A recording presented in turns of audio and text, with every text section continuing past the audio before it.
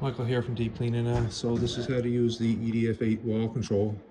When you press any button, it lights up blue. If you don't touch it for 8 to 10 seconds, it'll just go dark screen again for energy saver mode.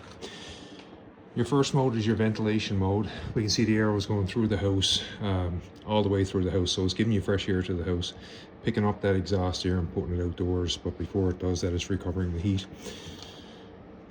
On the right hand side, we have our functions here for our speeds. We have 20 minutes an hour, which is what it's on right now. The machine will work for 20 minutes and then turn off for 40 minutes. Alternatively, we have low speed continuous, medium speed continuous, and high speed continuous. The most energy efficient mode is your 20 minutes an hour mode. We also have an auto feature right here to the bottom left. When we press this number, it tells us a number, 44%. So what it's doing is analyzing the amount of humidity that's in the air before it gets blown outdoors. When that number goes above 50%, the machine will automatically go to high speed to bring you back down to 50%. So it's always searching for 50% humidity. After it reaches the 50% humidity, then it'll come over to this side as its secondary speed and now run for 20 minutes an hour. So this is our ventilation mode. This is our cold weather mode. Typically, you know, to put it on this mode when you start to get steam on your windows. Okay.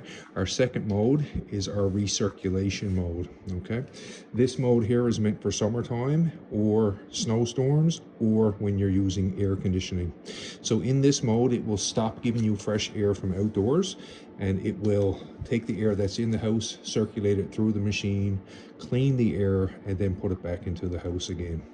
In this mode, we lose the 20 minutes an hour. We have low speed continuous, medium, and high speed continuous. There's no right or wrong as to what it should be set on. It's whatever you're more comfortable with. It is very important that when you're in recirculation mode, you turn off your auto feature. The reason being is if this feature is left on in the summertime, it's going to recognize that there's high humidity and it's going to start to bring in humidity or high humidity air from outdoors. So it'll kick it into ventilation mode, and we don't want that to happen in recirculation mode. So when we're in this mode, we make sure this button is off. Our other mode is our off screen. When the system is off, I think the only reason you would have the system off is if you were servicing it or you were going away for an extended period of time and you didn't have anybody checking on the house.